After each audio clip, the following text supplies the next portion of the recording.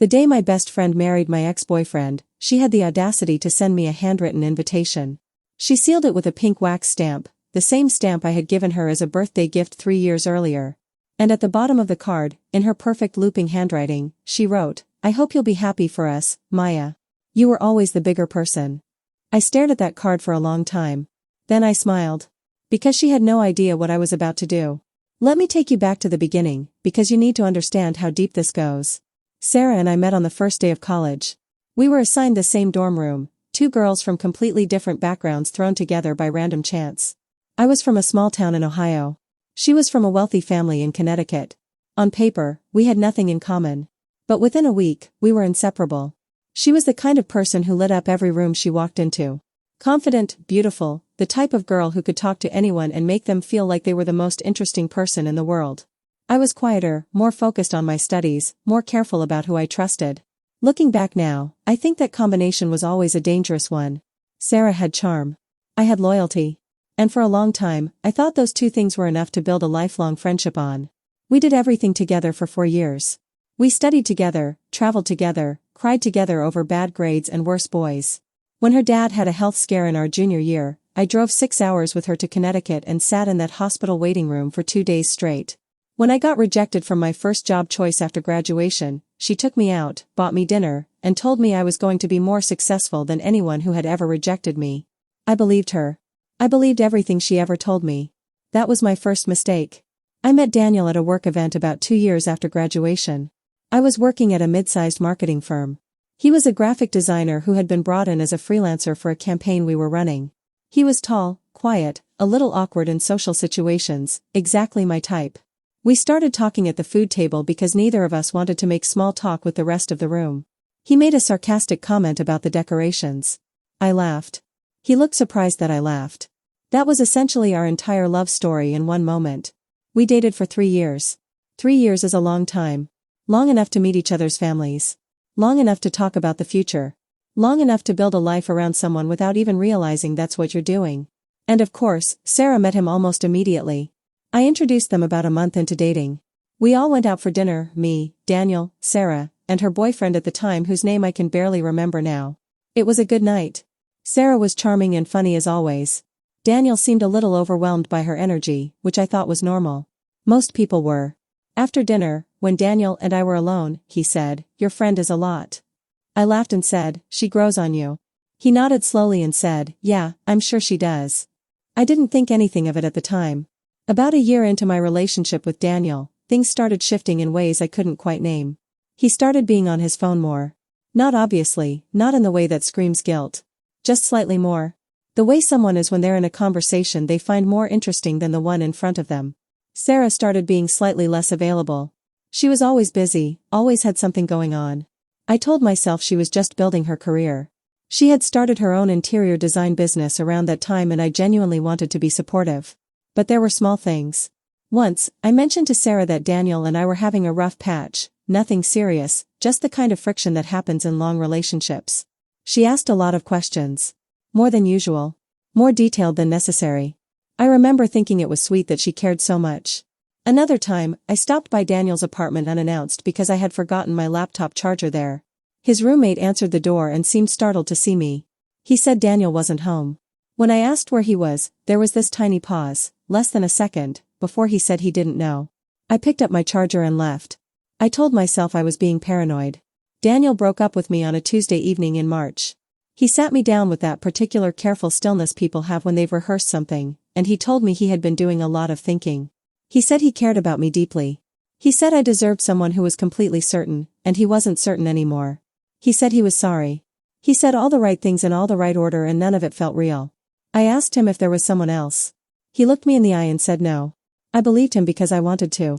Because the alternative, that the man I had spent 3 years with was lying to my face while probably thinking about my best friend, was too much to process in one Tuesday evening in March. We broke up. I cried for 2 weeks. Sarah was there for every minute of it. She came over with wine and food. She stayed late. She said all the things a best friend is supposed to say. She told me he didn't deserve me. She told me I was going to be fine. She held my hand and let me cry on her shoulder. The whole time, she already knew. She already knew everything. After the breakup, I slowly rebuilt. It took time but I got there. New routines, new focus, a promotion at work that I had been working toward for a long time. Sarah and I stayed close, or at least I thought we did. But slowly, so slowly I almost didn't notice, she started being a little more distant. A little harder to pin down. We went from seeing each other weekly to every few weeks. From daily texts to occasional check-ins. I assumed she was busy with her business. I assumed life was just getting in the way it does in your late 20s. I did not assume she was building a life with my ex-boyfriend. I found out from Instagram. Not even a direct message. Not even a phone call. Instagram. Someone I barely knew from college commented, "Congratulations you too," on a photo Sarah had posted. I clicked on the photo and there they were. Sarah and Daniel. At what looked like a nice restaurant. Her hand extended toward the camera. A ring on her finger. The caption said, "He asked." I said yes. Life is beautiful. I sat with my phone in my hand for a very long time. I called her immediately. She answered on the second ring, which told me she had been expecting it. "Maya," she said. Her voice was careful. Warm in that practiced way of hers. I asked her how long. She didn't pretend not to understand what I was asking. She said it had started about 8 months after Daniel and I broke up. She said she hadn't planned it. She said feelings just happened. She said she had wanted to tell me sooner but she didn't know how. I asked her if anything had happened while Daniel and I were still together. There was a pause. She said no. It was the same pause Daniel's roommate had made at the door that day. Less than a second. But I had learned to hear it by then. I didn't push it. I didn't scream. I didn't say half the things I had every right to say. I just told her I needed time. She said she understood. She said she hoped we could get through it. She said I was her best friend and that wasn't going to change. I hung up. I sat in my apartment alone and I thought very carefully about what I knew and what I could prove and what I was going to do next. Here is something people don't tell you about being blindsided by someone you trusted completely. Once you start looking, you find things everywhere. I went back through years of messages between Sarah and Daniel. There weren't many, they had been careful, or at least Sarah had. She was always smart about things like that. But there were small things. A message from Daniel to me in our second year of dating where he mentioned running into Sarah for coffee. Just once. Casually dropped in. I had forgotten about it entirely. A night about 6 months before our breakup when Daniel said he was working late and I had texted Sarah to see if she wanted to grab dinner and she said she was exhausted and staying in. Neither story was impossible. But together they sat differently now. A mutual friend, a girl named Priya who had always been more Sarah's friend than mine, sent me a message about 2 weeks after I found out about the engagement. She said she had heard what happened and she just wanted me to know that she had seen Sarah and Daniel together at a rooftop bar almost a full year before Daniel and I broke up. I thanked Priya. I saved the message. I saved everything. For months before the wedding, the invitation arrived. It was beautiful, as everything Sarah did was beautiful. Thick cream cardstock with gold lettering. A venue I recognized, an upscale estate outside the city that I knew cost a significant amount to book. Everything perfectly curated. And at the bottom, in her handwriting, "I hope you'll be happy for us, Maya. You were always the bigger person." I think she expected me to either decline quietly or show up teary-eyed and dignified and give her the satisfaction of seeing that she had won. She did not expect what I actually did. I RSVP'd yes. Let me be clear about something, I am not a vindictive person by nature. I don't enjoy conflict. I don't go looking for drama. But there is a difference between being a peaceful person and being a doormat, and I had spent enough of my life being the latter. What I had was a story. A true one. And the people attending that wedding, her family, his family, their friends, many of whom had also been my friends, deserved to know the truth. I didn't plan anything explosive. I didn't plan to stand up during the ceremony and object, which is the kind of thing that only works in movies. I planned something much quieter and much more permanent. I reached out to Priya. I asked her if she would be willing to attend the wedding with me and simply tell the truth if anyone asked her directly what she knew. She said yes without hesitating.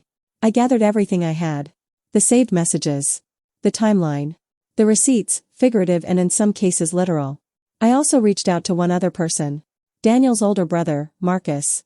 Marcus and I had always gotten along well during my relationship with Daniel.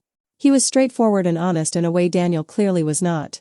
After the breakup I had lost touch with him, but I found his number and I sent him a simple message. I told him I didn't want to cause problems. I just wanted him to know the full timeline of what had happened. Marcus called me back within an hour. He was not happy. Not with me. The venue was exactly as beautiful as Sarah had always wanted everything in her life to be. Rolling green grounds, white flowers everywhere, string lights already hung in the trees for the evening reception. The kind of wedding that takes a year to plan and a lifetime to afford. I arrived with Priya. We wore appropriate outfits, not attention-grabbing, not provocative. We were just two guests. I saw Daniel before the ceremony. He saw me at the same moment. Something crossed his face that I can only describe as fear wearing a smile. He walked over and said it was good of me to come. I said I wouldn't have missed it. Sarah saw me from across the room. For just a fraction of a second, something moved behind her eyes.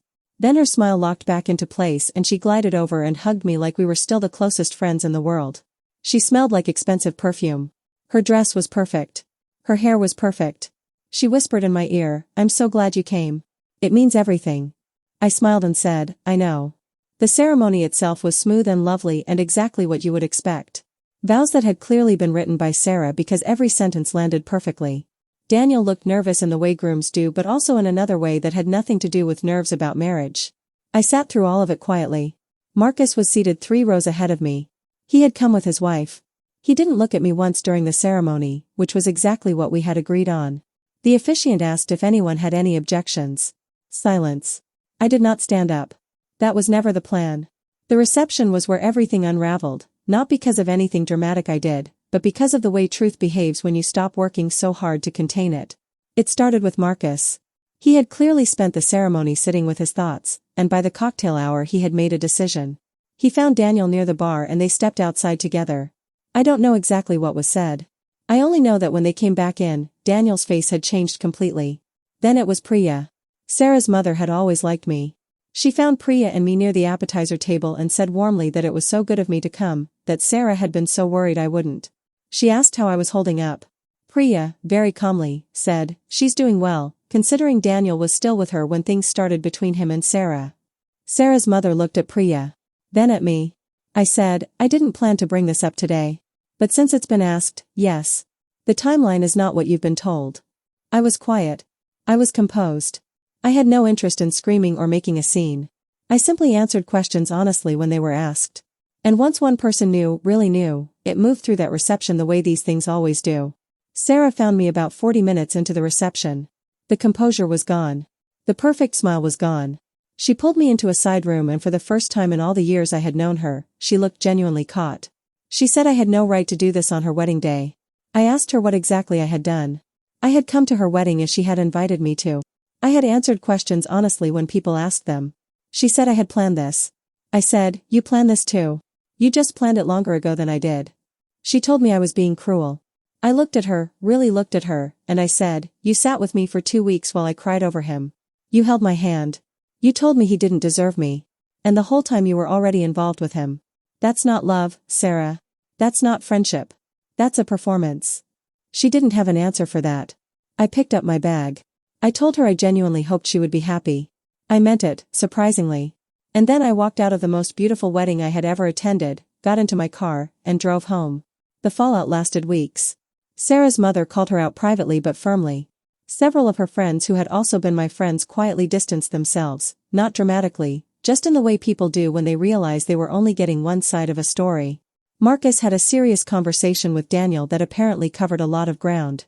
Their relationship as brothers became strained in a way I was told it still hasn't fully recovered from. Sarah sent me 3 messages over the following month. The first was angry. The second was defensive. The third, the one that came about 6 weeks after the wedding, was different. It was shorter. It just said, "I know I hurt you. I don't expect forgiveness. I just wanted to say it plainly." I read it several times. I didn't reply. People always want to know if I regret it. I've thought about that question a lot. I didn't ruin their wedding. They got married. They had their ceremony, their vows, their reception. What I did was simply refuse to pretend that none of it had happened. I refused to be the gracious silent victim that Sarah's invitation had so clearly hoped I would be. The bigger person she had written about at the bottom of that card, I don't think that means what she thought it meant. Being the bigger person doesn't mean absorbing every wound quietly and smiling while you bleed. Sometimes being the bigger person means standing in your own truth without apology. I got a promotion 4 months after the wedding. I started actually enjoying weekends again. I made new friends who didn't come with a decade of complicated history. Do I miss Sarah? Occasionally I miss who I thought she was. But I've come to understand that the person I missed was largely a construction, someone I needed her to be rather than someone she actually was. As for Daniel, I truly feel almost nothing. Which is its own kind of peace.